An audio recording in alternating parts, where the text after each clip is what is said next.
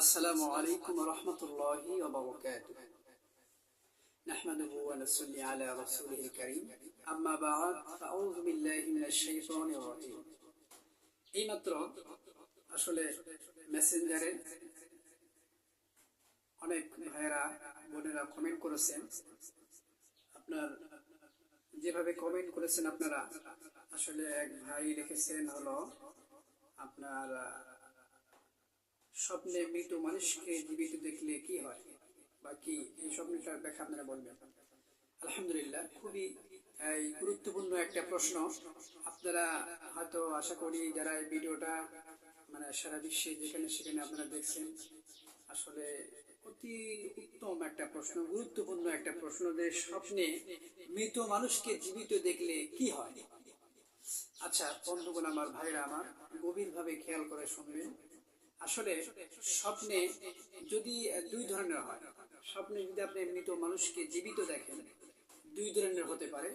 প্রথম নাম্বার হলো, first number, সেটা হলো আপনার স্বপ্নে যদি আপনি দেখেন যে মৃত মানুষ জীবিত হয়ে হয়তো খুব হাসি খুশি ভাবে কথা বলতেছে, যে ভাই কেমন আছেন, কি সমাচার, হাসি খুশি ভাবে তার মুভমেন্টটা আসলে ভালো যদি আপনি দেখেন, তাহলে বোঝা যায় যে আসলে সে কবরের ভিতরে খুব ভালো আছে, সে জান্নাতি, খুবই আনন্দে উৎফুল্ল ভাবে তিনি তার জীবনটা কাটাচ্ছেন কবরের ভিতরে। সুবহানাল্লাহ, সুবহানাল্লাহি বিহামদিহি।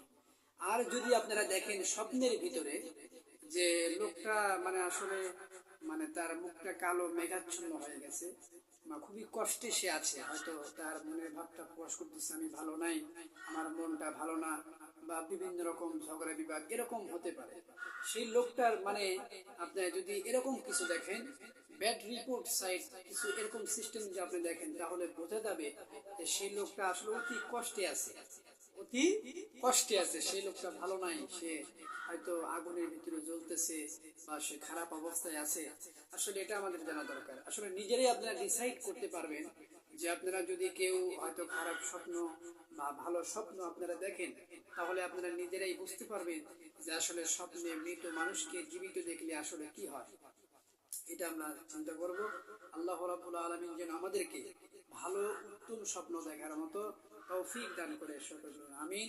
ওয়া আখিরি দাওয়ানা আলহামদুলিল্লাহি রাব্বিল আলামিন। আসসালামু আলাইকুম ওয়া রাহমাতুল্লাহ।